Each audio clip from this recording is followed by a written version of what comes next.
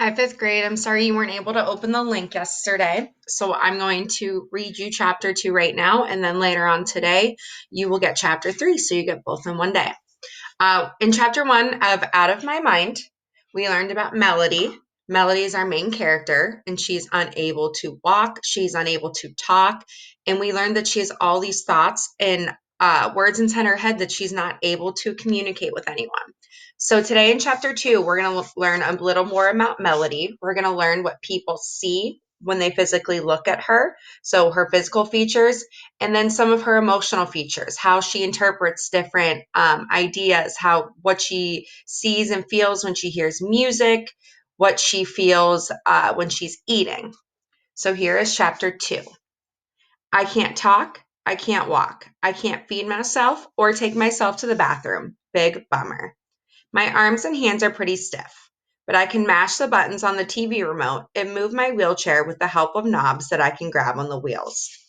I can't hold a spoon or a pencil without dropping it. And my balance is like zip. Humpty Dumpty had more control than I do. When people look at me, I guess they see a girl with short dark curly hair strapped into a pink wheelchair. By the way, there is nothing cute about a pink wheelchair. Pink doesn't change a thing. They'd see a girl with dark brown eyes that are full of curiosity, but one of them is slightly out of whack. Her head wobbles a little. Sometimes she drools. She's really tiny for a girl who's age 10 and 3/4. Her legs are very thin, probably because they've never been used. Her body tends to move on its own agenda, with feet sometimes kicking out unexpectedly and arms occasionally flailing, connecting with whatever is close by. A stack of CDs, a bowl of soup, a vase of roses.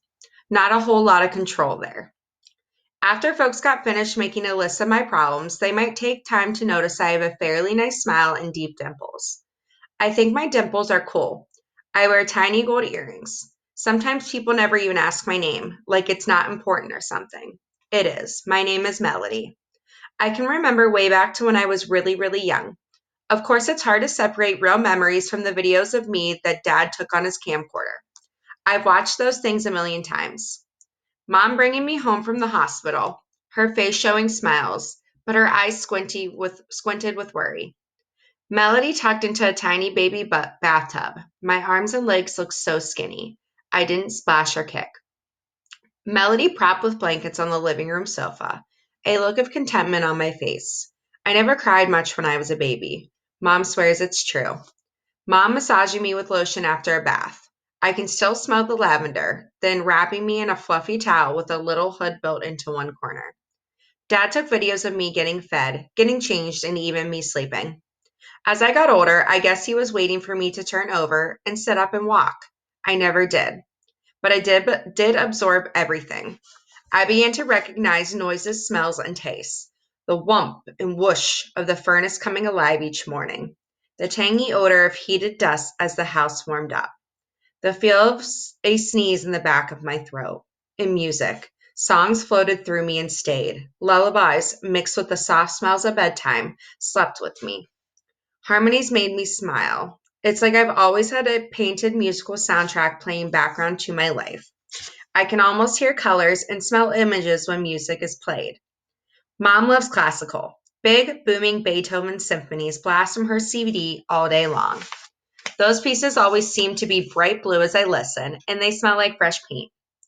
Dad is partial to jazz, and every chance he gets, he winks at me, takes out Mom's Mozart disc, and then pops in a CD of Miles Davis or Woody Herman.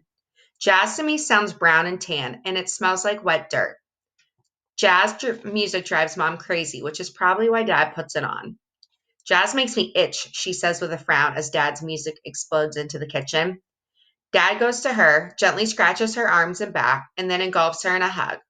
She stops frowning, but she changes it back to classical again as soon as Dad leaves the room. For some reason, I've always loved country music. Loud guitar strumming, broken-hearted music.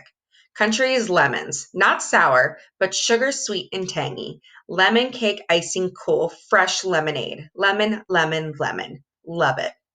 When I was really little, I remember sitting in my kitchen being fed breakfast by Mom, and a song came on the radio that made me screech with joy. How did I already know the words and rhythms to that song? I have no idea.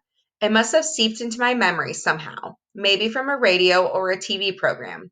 Anyway, I almost fell out of my chair. I scrunched up my face and jerked and twitched as I tried to point to the radio.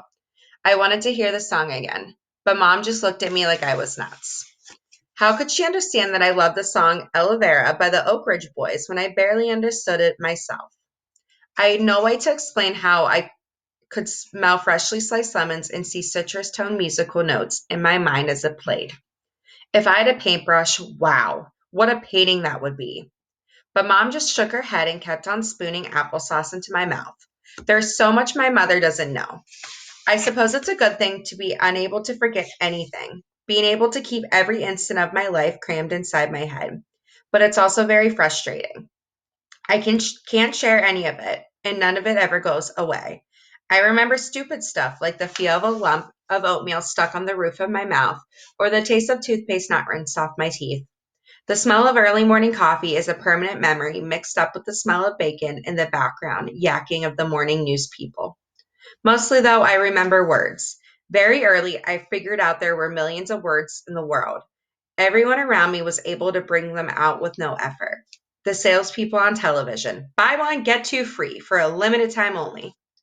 The mailman who came to the door, morning, Mrs. Brooks, how's the baby?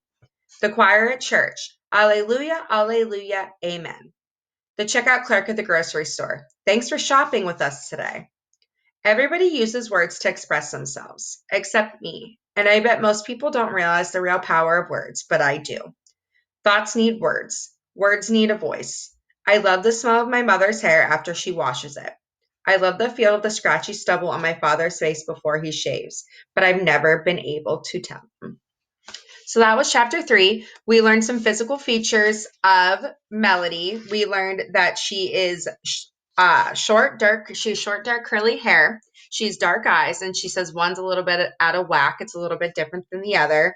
She's very, very skinny because she has not been able to walk or move herself. And she sits in a pink wheelchair, and that's what people see when they see her. She talks about music. She talks about how what she feels when she hears music. She loves country music, and she said that she kind of imagines and smells and tastes lemons, like a kind of like a sweet, sugary lemonade. And then she talks about words and how words come so easily to everyone else except for her. She hears them all day long, and everyone's able to say these words and she is unable to, and it gets her very frustrated. So later today, I will record chapter 3. Hope you enjoy.